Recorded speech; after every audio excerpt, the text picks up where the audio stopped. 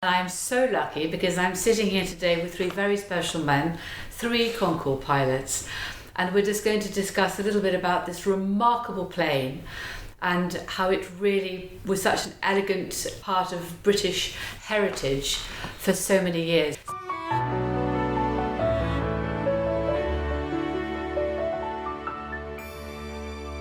Steve, can I pass over to you to introduce yourself?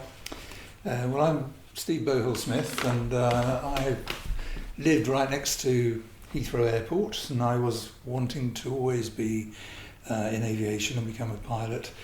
I always used to sit in my classroom at the school overlooking the runways, and my maths teacher said, "Stand up, boy." He read out the maths exam results and he missed me out. And I thought, oh, I haven't passed. And then he said, "You've passed. You've got a grade A. I can't understand you. You sit there pretending to land your pencil on your desk all the time." That's what I wanted to do, and it was fantastic that I had the opportunity to fly it.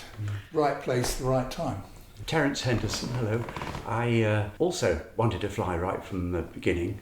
My father and one of my uncles were both pilots in World War II, and in fact, when I later married, I found out that my father-in-law and my stepfather-in-law both also flew in World War II. All four survived, but I'd always wanted to fly. The RAF offered me a role at Cranwell, but I declined it and became a civil pilot instead.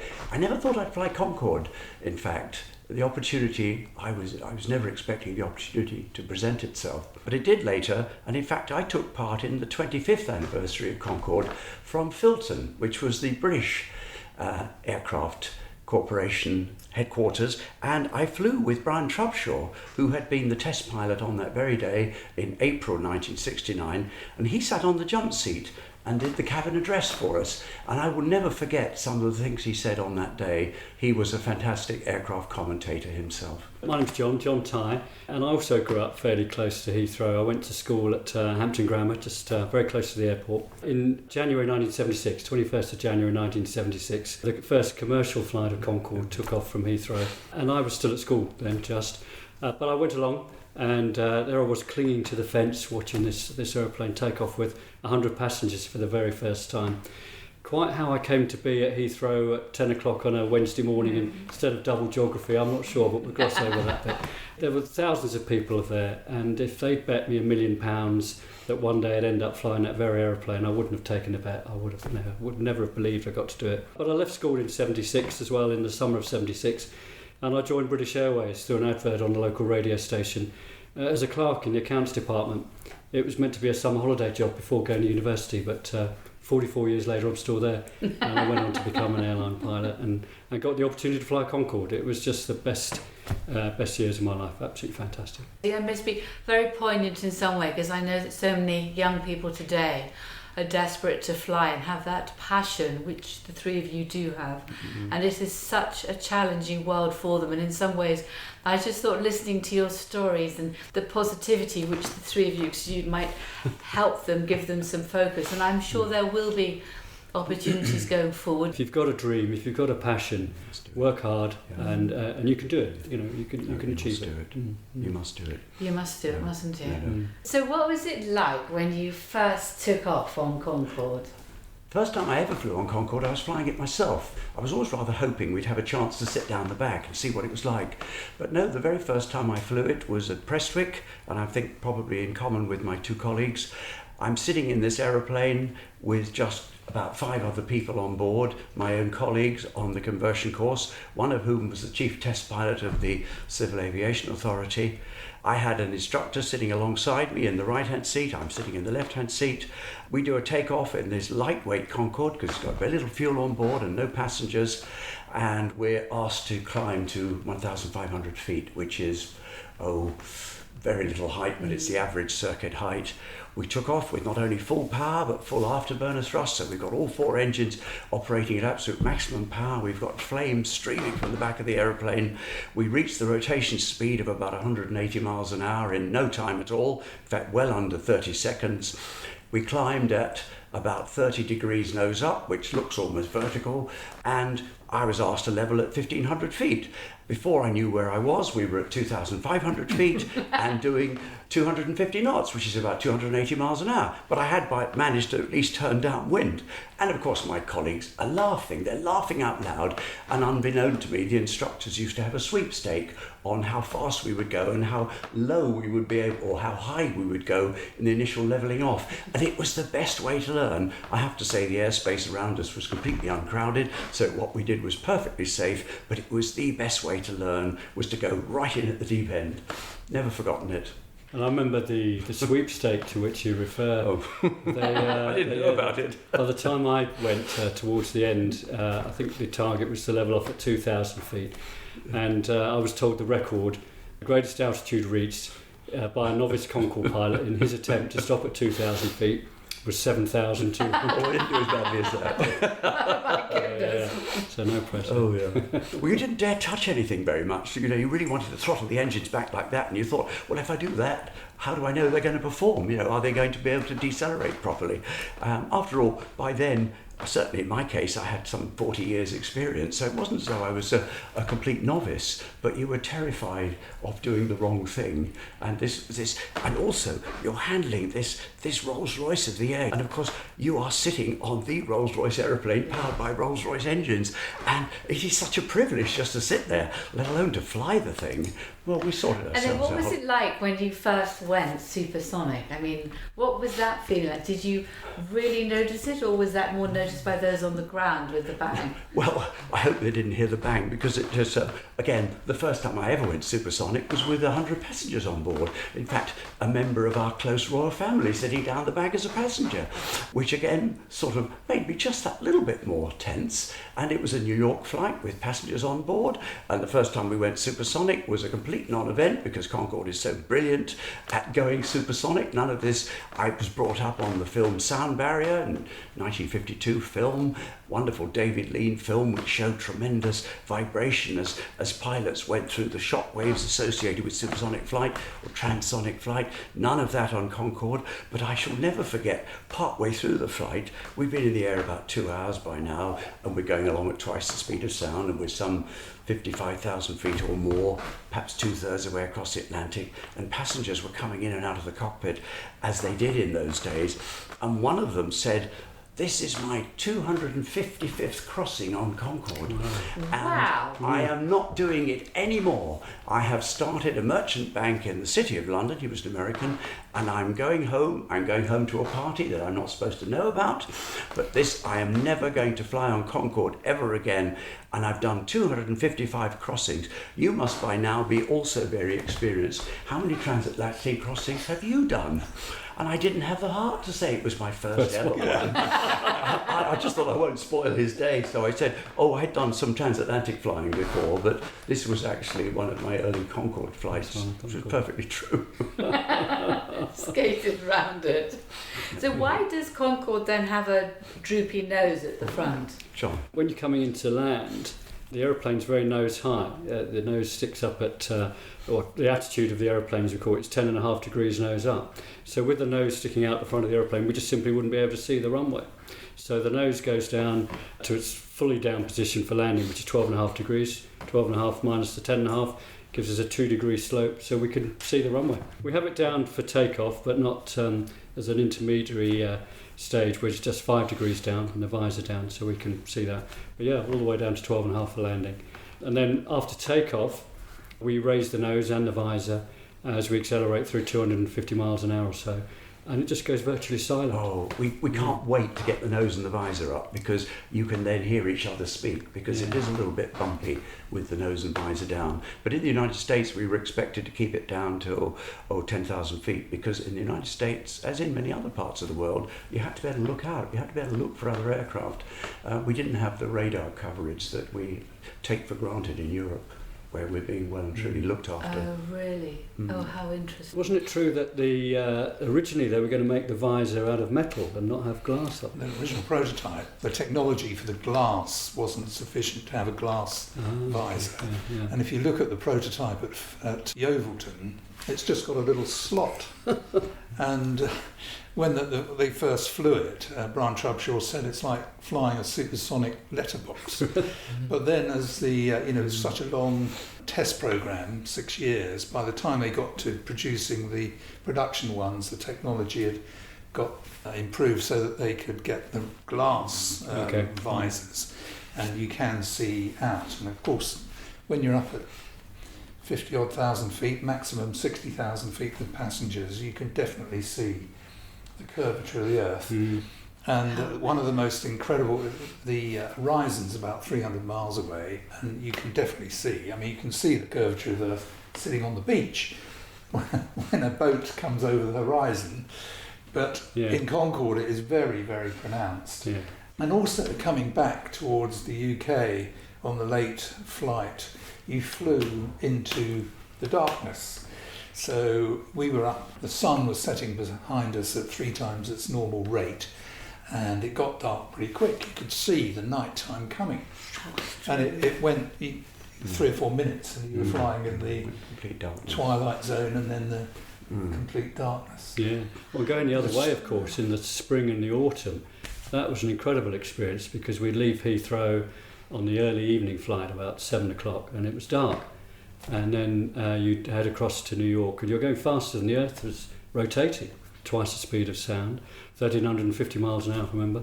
And it would get light again. You'd see the sunrise in the west. On the Washington service, and then we used to go down to Miami. We'd get two sunsets. I actually got up in the morning and watched the sunrise, drove to Heathrow and watched the sunset. Halfway across the Atlantic, the sun came up. As we went into Washington, it went down again. We had an hour on the ground in Washington. We then did that little subsonic section down to top of Florida. It came up again. Then we hit the burners and went up to 60,000 feet. It came up for a 4th time. Yeah. And as we went into Miami, it went down for the 4th time. So without actually going into orbit, I think that was probably a record. Yeah. It just depended on the time of year. It was around November time when the... So were you all mainly doing the transatlantic flight, or you flew from Egypt, didn't you? They had lots of charters on the Concorde, besides the scheduled services.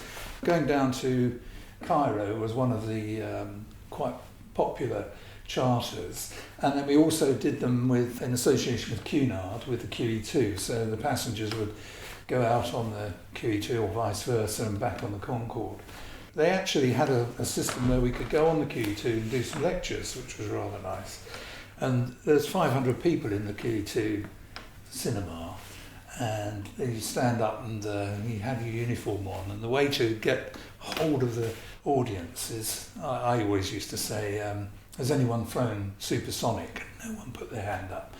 And I'd say, who's going to be flying supersonic next week? And they'd all put their hand up. Really? So you had them then, It was quite something.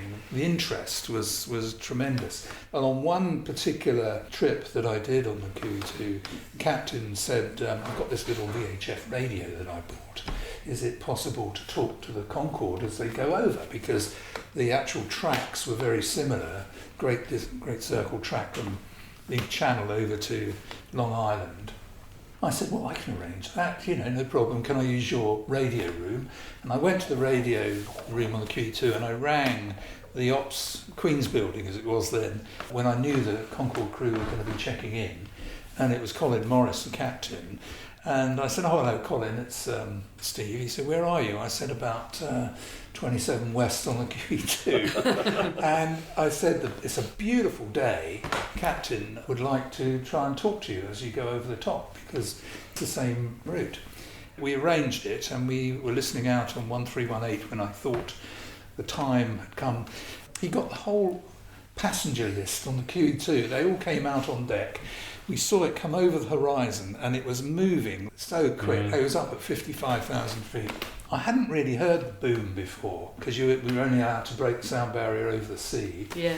And so I said to the crew, we were talking, What I'm going to do is I'll keep the transmit button pressed down so that you can hear your own sonic boom. Yeah. And as they went past, they went quite a long way down range, and then we got this double whack of a sonic boom, and they heard it in the cockpit. So that was quite a first, Quite really. something. Yeah.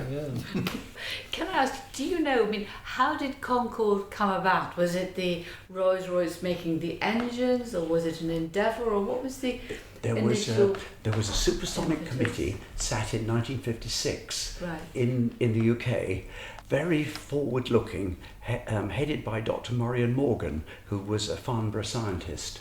They put a lot of thoughts together, other people got involved, and there were regular meetings from just after 1956. Certainly there was quite a lot of talk going on in 1958.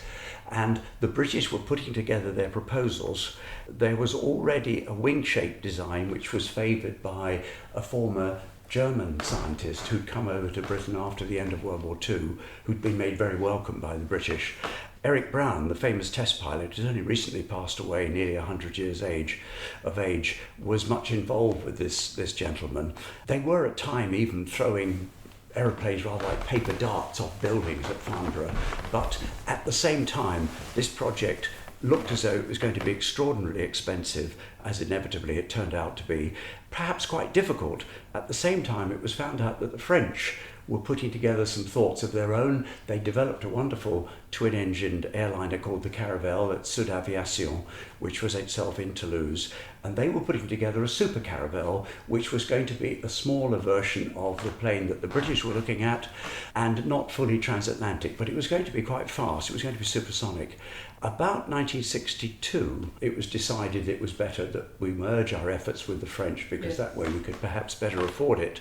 An accord was signed, and I remember Julian Amery, who was an MP at the time, now lately passed away, but Julian Amery, who was a local MP to where I lived, in fact, and I remember flying with him once, and he reminded me of this, that they'd sat down and signed this accord. I think it was in 1962, and from then on we worked together with the French, and the project was shared. Bits were handed over to the French Design Authority, was handed over to the French, some was taken by the British, and of course Rolls-Royce, as you rightly said, Lady Carnarvon, was very much involved right from the start, because they had developed the Olympus engine. Originally it was a Bristol design, but taken over by Rolls-Royce, and it brought to fruition the aircraft that we know of as Concorde. Isn't it? It was incredible technology. When you when you think we didn't have colour, well, we just about got colour television. We certainly didn't have calculators and mobile phones that youngsters take for granted nowadays.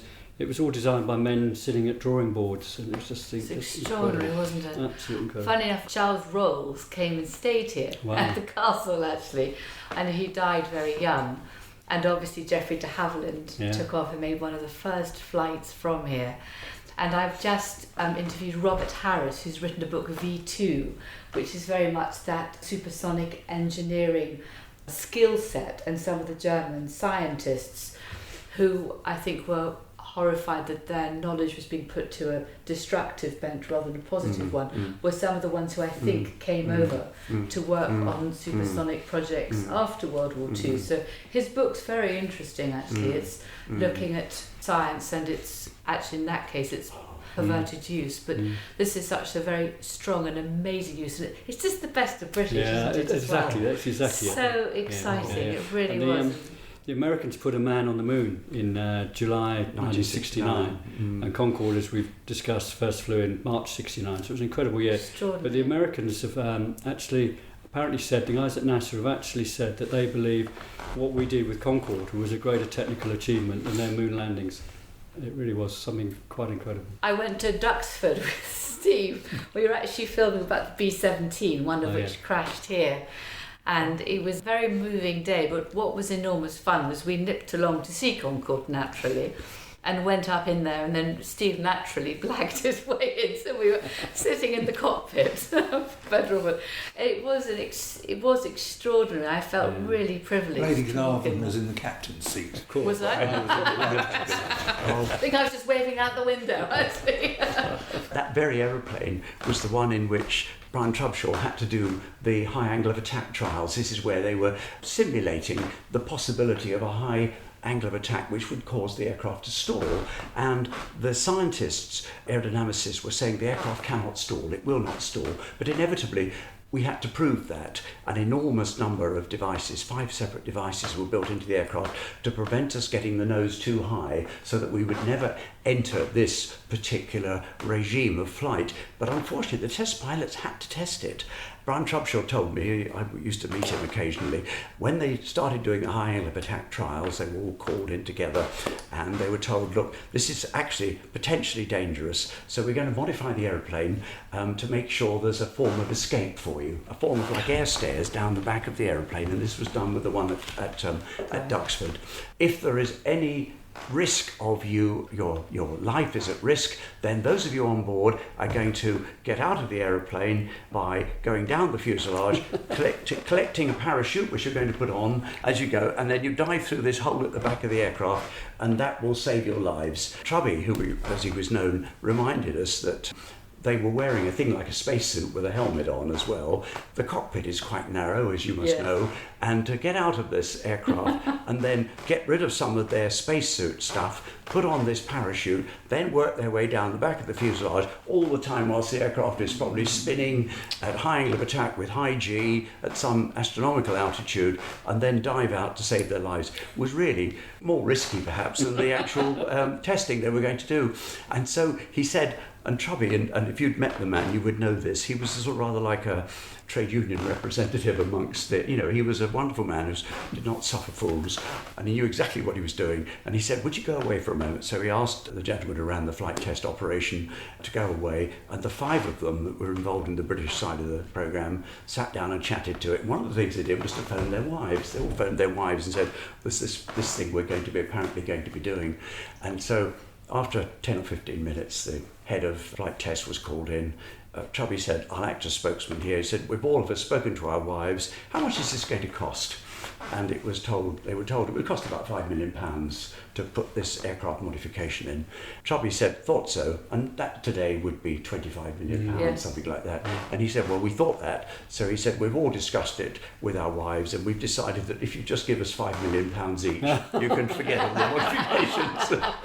Go without them. But of course, they weren't necessary. The aeroplane turned out to be quite benign. I did once try and stall the simulator with the chief test pilot of the CAA, with whom I did the conversion course, and we got up to an astonishingly high angle of attack in the simulator, and it just flipped over on its back, and that's exactly what he expected it to do. Now, this was a simulator, of course, not the real aeroplane. So where was the plane actually built? Where was it assembled? All the aircraft were built in the 2 factories, in Toulouse in France and Filton, although much of the subcontracting was done. Almost every British sophisticated engineering company had some input into making Concorde, but all the aircraft were assembled again at either Toulouse or at Filton. However, all the aircraft were made of parts made in both countries. It really was a remarkable effort. And the British half of the fuselage was built using a certain technique. The French half was built using a slightly different technique. And I know from speaking to the people that were around at the time that when the 2 halves met each other, there was this great joy and delight that they did literally fit, because of course the French were using metric measurements. We were using not only imperial, i.e. British measurements, but we were also using the American measurements, which are based on imperial. And so there were really effectively 3 different types of measurements, but the parts all fitted quite perfectly. But in fact, where the 2 fuselage halves joined, there was a very slight extra stress area, and eventually we had to put a butt strap over the join in the 2 fuselages, which is still there to this day on all the aircraft you see in the museums. The aeroplane was remarkably free of any engineering difficulties. I was just going to add to what Terence said, that a lot of it was actually built at Brooklands in Weybridge, which was just one of the most fantastic places in this country. About a third of each Concorde, I believe, was built at Brooklands. Yeah, it's the world's and then first, run by road to Filton or to Toulouse. And that's where the simulator is now. There's only one simulator. The French have one, we have one. Their simulator, I don't think is serviceable. I think it's in a museum now, is it? But the one that we have in Britain was taken from Filton down to Brooklands, and they've done an amazing job getting it working again. And we're all checked out on the Concorde simulator. Fun. Didn't you take some of the red arrows there? We did. You did, didn't you? Yeah, they We used to rang, take the shuttle. We used to take the space shuttle guys on it. Oh, Yeah. what fun! the red arrows. They loved it. They used to practice on it. They rang up and said, we're doing a show and we're all landing at Farnborough, which is only just down the road from Brooklands, this afternoon, and we're staying in the hotel. Is there any chance of having a go on the simulator?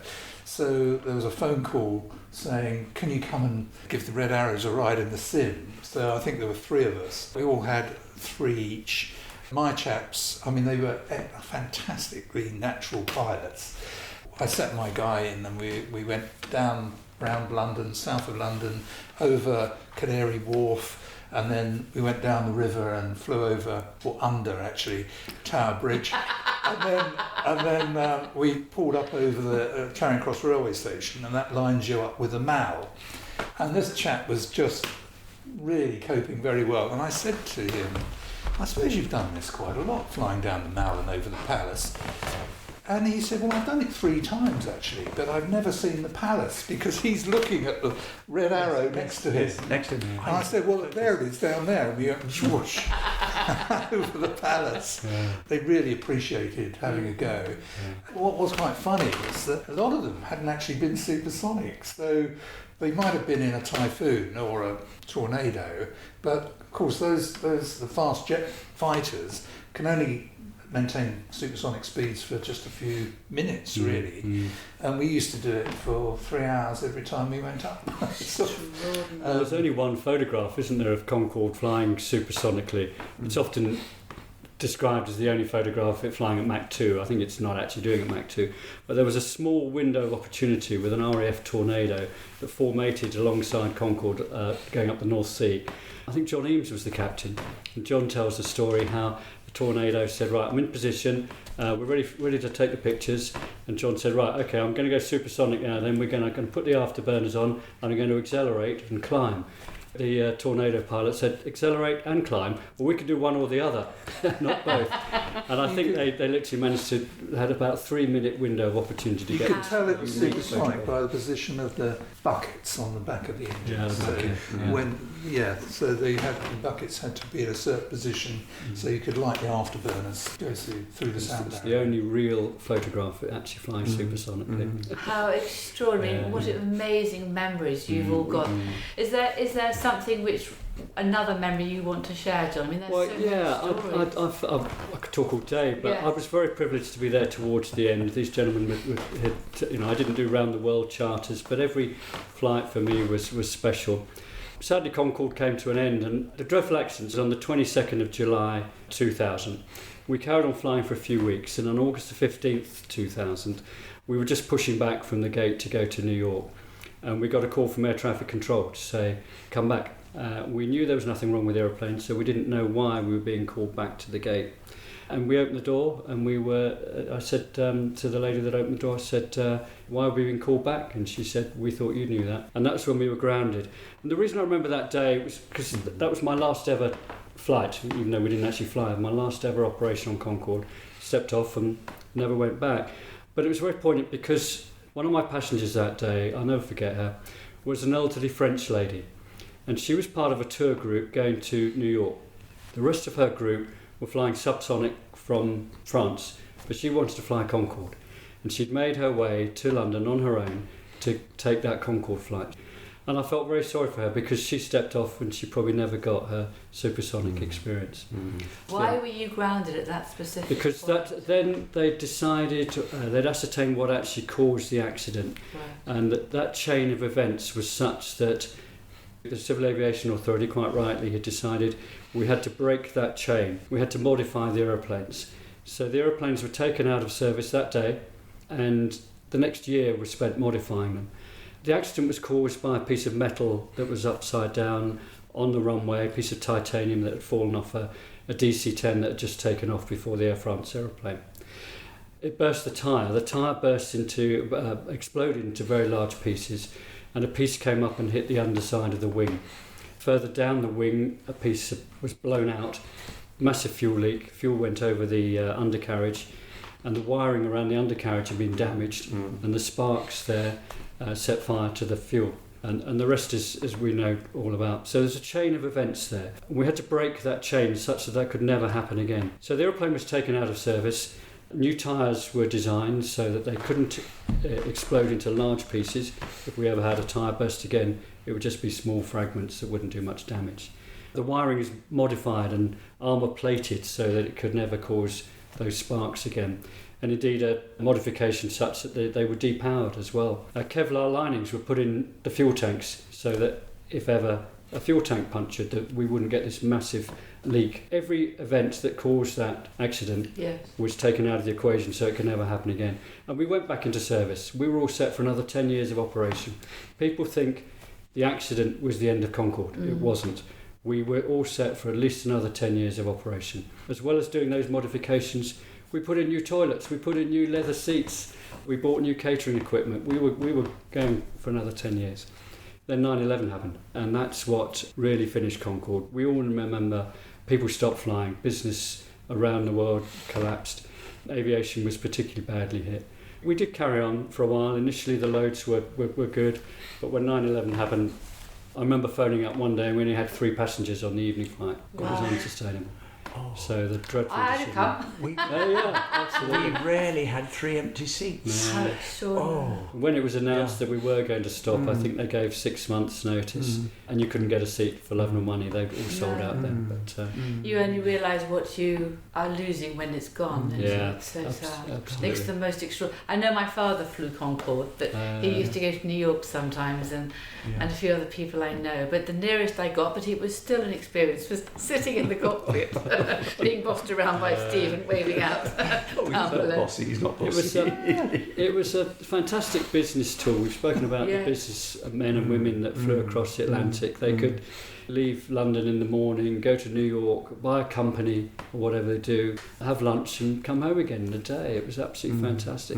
And 80% of our passengers were business executives. Another 10% were people fulfilling a lifelong dream. Perhaps a special wedding anniversary, and then the final 10% were the rich and the famous, the Paul McCartneys and the Mick Jaggers, who were always good fun. Did it use a huge amount of fuel? Yes, it did. Yeah. Pretty much the same as a 747. But pretty much the same as a 747. I mean, per passenger per mile, it worked out about the same actually as a 747. Yeah. It wasn't as outrageously uneconomic as people say. In actual fact, the faster it went, the more economical it became. It was the only aeroplane I've ever known and ever flown which actually burnt less fuel the faster you went, because of the unique design of the air intakes, which has now been copied by everybody all over the world. Quite brilliant. There were 3 brilliant things at Concorde. One was the wing shape. Another one was the fuel balancing, the way the centre of gravity of the aeroplane was modified by moving the fuel around. There were 13 fuel tanks, and those fuel tanks were managed in a brilliant way, and they were even managed all the more brilliantly because if all the power supplies had failed, the fuel still worked in a way. The fuel by gravity alone would work into the right fuel tank so that by the time you landed the aeroplane it was safe to land. And the third brilliant thing was the air intakes, the Rolls-Royce designed air intakes, which were utterly brilliant, and now virtually every military aeroplane that flies more than the speed of sound has intakes that were based on the Concorde design. Going back to the fuel tanks, I remember I knew that the ground school was going to be a real tough training course. I turned up on day 1 and the instructor said, right, it's going to be hard work, chaps, you've got 6 weeks ahead of you. We'll start with an overview of the fuel system. Concorde's got 13 fuel tanks and they're numbered 1 to 11. That doesn't help. I nearly left at that point. But, there's a 5A and a 7A. It's true. It is true. We used to have lunch at Filton every day. We were taken into the executive area of the dining room at Filton, which I thought was a shame. I would love to have had lunch with all the other people that were there working at Filton on all sorts of projects. We were there one day, all in our little private area, and we heard applause breaking out from another room, from the main dining room, and it turned out the chap who designed the fuel system, who was long retired, had come in to see somebody, and everybody stood up and applauded. There were hundreds of them there because he was such a character, and he had designed this fuel system, and the fuel rig that they used for Concorde is still to this day, I believe, used for the Airbus wing designs, which were most of which were designed at Filton. Many of them are now built up at Broughton near Chester. And the fuel design, the system design on all the Airbus aeroplanes, which is at the moment the world's most successful airliner, was based on this same Filton design. How amazing. You said what was the Yes, best moment? yes. Well, the best moment, the one that I remember, was flying with Captain Jerry Rendell, and we took off on 31 left at New York, which was the long way round, really. If we'd taken off on runway 22, we'd have saved a couple of minutes. And then we got clearance through the danger areas off Nantucket, so we saved another couple of minutes. And then we got up towards 50,000 feet and just about to hit Mach 2, and the jet stream at that time of year had actually gone right up into almost to the stratosphere. So what time of year was this then? This was November time. November, okay. At 50,000 feet, we were doing Mach 2, but we still had a 200 knot tailwind. Wow. And the ground speed, we had a little gizmo in the cockpit which converted knots into miles an hour, which then was put up on a display in the cabin so that the passengers could see how fast we were going. And it was reading 1,480 miles an hour. And we thought, we've got to get it to 1,500. We just, boys and their toys. Yeah. And we couldn't quite get 1,500. But then we worked it out that if we did a straight-in approach at Heathrow and landed towards the east, we were going to get pretty close to 3 hours. And at the we told air traffic that we might have been on for a record, and they cleared us straight in to Heathrow on 9 right. We said, if we don't make any noise over the castle, would that be okay? And we kept speed up, and we landed, and the time from takeoff at New York to landing at Heathrow was 2 hours 57 minutes. Wow. Wow, And there's only a few crews that have done less than 3 hours. So that was one of mine. That's incredible. The record is 2 hours, 52 minutes and 59 seconds, Yeah, isn't it? It's yeah. incredible. It's got How extraordinary. I too, towards the end of my time on the aeroplane, the co-pilot was flying it. We were in New York. It was a similar situation to the one Steve's described, and I was taking a sort of passive interest in what the co-pilot was doing at the flight planning stage. He nudged me and he said, "The record's on today." And I thought, oh well, good. So I had a closer look at it, and sure enough, the basic flight time was something like 2 hours 50, because we had one of these obscure jet streams. I was aware that the rules were that if you wanted to break a world record, you had to announce it in advance. You couldn't just do a fast flight and say, oh, by the way, we've just flown it in such and such a time. So our colleagues in New York, the Americans in New York, and this was Joe Zabaroni at the time, who was the boss there, he said, oh, I'll put all that in motion. So he phoned the various bodies, which includes the FAI, the Fédération Aéronautique Internationale. They got to know about it. So they know that we are planning to break the world record across the Atlantic. Wow, this is all great fun. So we go out there, we tell the cabin crew, I tell the passengers, by the way, we're going to have a go at the world record, and it's 2 hours 52. The Americans, most of the passengers on board were Americans, they love this, they like to be involved.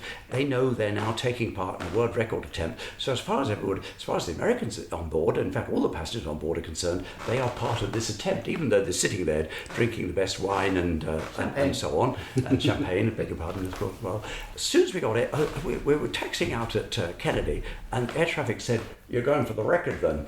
Roger. Yes, that's right, thank you. Okay, route direct to so-and-so. We've not even got airborne yet, and he's already given us a direct routing. And so we went through that same danger area that Steve mentioned, which was, as they call it, cold. It was an area they used for military flying, but it was often not used, so if it was cold, you could fly through it, so we went through that. And then we got onto one of the oceanic controls at Gander, and they said, how are you doing on the record? And, we seem to be a few minutes ahead, we already know what we've got to achieve, and we're a few minutes fast. We then get on to the next control, and they, would you like to route direct to so-and-so, just to help you with the record? And I'm telling the passengers, by the way, we're about 5 minutes up on the world record, at least at this stage, and we're motoring along. And then we get to Shanwick, which is a sort of an abbreviation of Shannon and Prestwick, and it's always an Irish controller. How you guys doing? And, we seem to be ahead of the record. Oh, wait, route direct to so-and-so, keep your speed up, don't worry about that, this, that, and the other, the next thing. coming into London, London Air Traffic said, we understand this is a record attempt. We understand this is a record attempt. None of this encouragement, but we understand it's a record attempt. We said, yes, we'd like to delay our deceleration, because in the winter we used to decelerate, do you remember, slightly earlier, because the sonic boom used to go up into the ionosphere as well, and it used to be carried along by the ionosphere, and you would sometimes get a reflected boom. It was a secondary boom. You get a rumble, and people in Wales used to talk about it sometimes, and it wasn't the real sonic boom. It was pheasants used to go up, take off, didn't they? And windows would rattle, but it wasn't the primary boom. And for that reason, we would decelerate sooner in the winter, but we were told that we could use the summer deceleration because that was the legal figure. So we did that, and we are now going really well. My first officer is working very hard at flying the aeroplane. I'm just doing the radio and keeping in touch with everybody. Passengers are all informed. We're well ahead of the schedule. London had very, very strong westerly winds blowing, which is one reason why we had these very high upper winds, extremely strong westerly winds, like 30 or 40 knots, 40, 55 miles an hour. Yeah.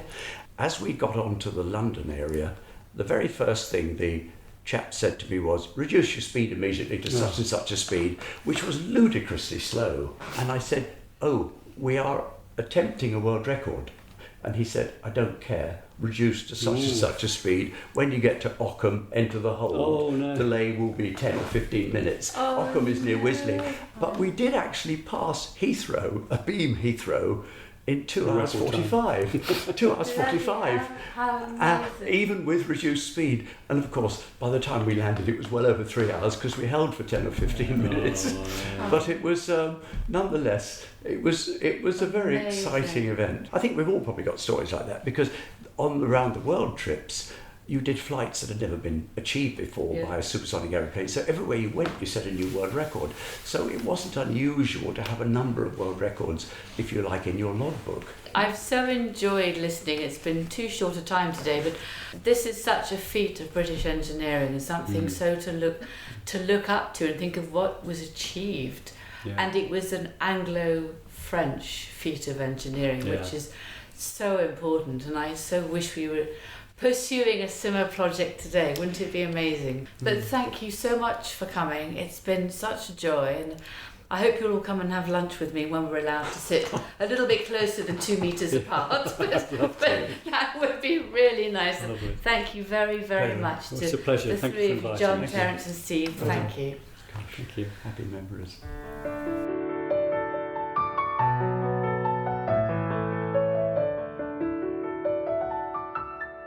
And just to say, please do subscribe to this podcast. Then you can be first on the list every time it comes out.